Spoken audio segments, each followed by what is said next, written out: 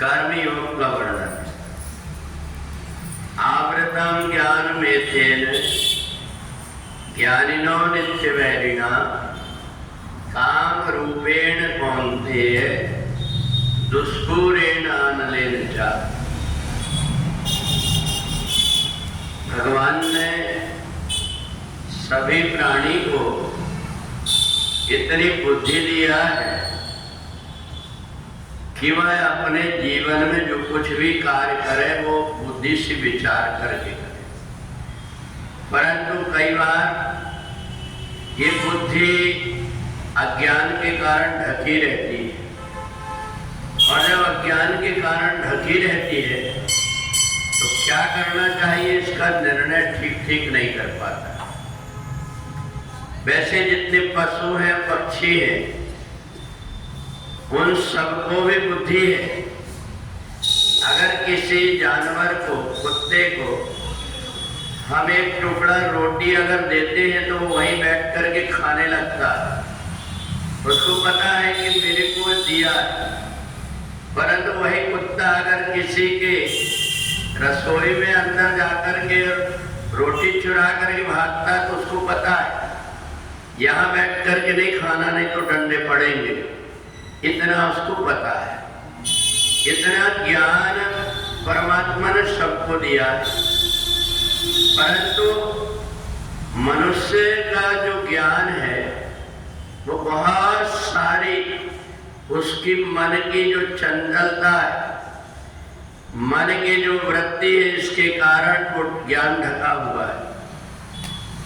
अगर किसी व्यक्ति का मन कोई काम में न लग रहा, उसका चेहरा अलग दिखाई देता है, और कोई व्यक्ति उत्साह से कर रहा, उसका चेहरा अलग दिखाई देता है। आंख बंद करके कोई कितनी जोर से ताली बजाए पर उसका मन इधर उधर भटक रहा हो तो चेहरा का तनाव अलग दिखाई दे देता है। तो इसलिए भगवान ने कर्मयोग में बताया कि जो कुछ भी कर्म हम कर रहे हैं वो कर्म हमारा मन और शरीर दोनों साथ में हो। मन और शरीर जब साथ में हो तो इंद्रियां वहीं पर रहती, इधर उधर भटकती नहीं। परंतु जब मन इधर उधर है तो चाहे हम माला भी कर रहे हो तो माला तो कर में फिरे, जिव्या फिरे मुख माए, मनवा फिर 14 फिरे उसको फेरत ना है। हम माला फेर रहे हैं, परंतु जो हमारा मन इधर उधर फिर रहा है, घूम रहा है, उसको यदि हम फेर करके लेकर के आ जाए और एकाग्र करने की कोशिश कर ले तो फिर हमें एक घड़ी, आधी घड़ी, आधी से भी आध इतना ही अगर हमने कर लिया तो हमारा किया हुआ कर्म हमें फल दे देता है।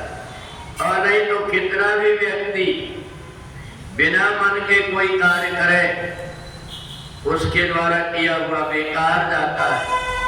इसलिए भगवान ने 3रे अध्याय में कर्मयोग बताया कि व्यक्ति जब अपने श्रद्धा के साथ में, भाव के साथ में, लगन के साथ में, उत्साह के साथ में अगर कोई कर्म करता है और उससे जो कुछ चूक हो जाती है उसके तरफ परमात्मा का ध्यान नहीं रहता।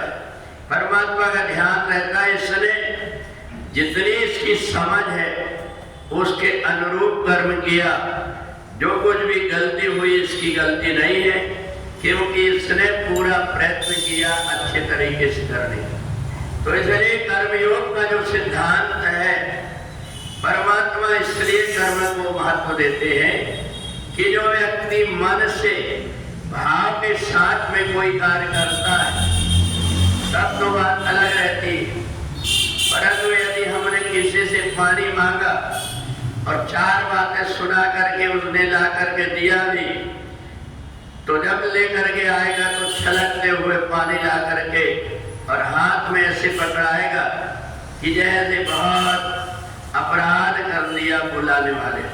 तो इसलिए जब कर्मयोग में व्यक्ति निपुण हो जाता है उसको कर्मयोगी कहते हैं। फिर ऐसे व्यक्ति को अलग से कहीं माला लेकर के बैठना नहीं पड़ता।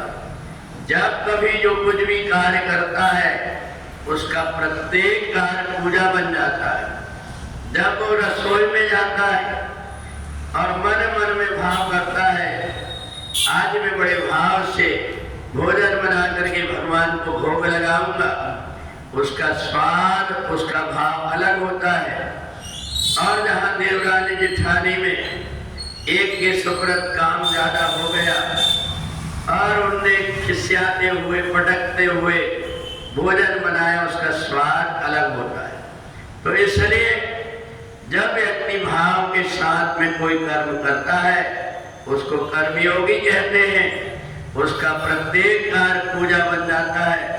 अगर उसने पूजन के लिए माला नहीं भी किया तो भी उसकी नित्य पूजा हो जाती है। इसलिए भगवान ने कर्मयोग का महत्व दिया है। दुर्गा सप्तशती में कथा आती है, आदि शक्ति भगवती जगदम्बा जब युद्ध में अकेले दानवों के साथ में युद्ध कर रही थी तो सारे देवताओं की शक्तियां बाहर आकर के उन्हीं के आभूषण धारण करके, वाहन का उपयोग करके युद्ध भूमि में जब पहुंची, एक एक करके सारे राक्षसों का वध कर दिया। अब केवल सोम अकेला रह गया था।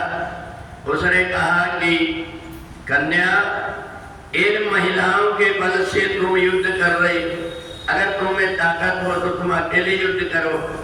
आदि शक्ति भगवती जगदम्बा ने हंसते हुए कहा, अरे दोस्त, ये तो मेरे अलग अलग रूप हैं, इन रूपों को मैं अपने में समाहित कर लेती हूँ।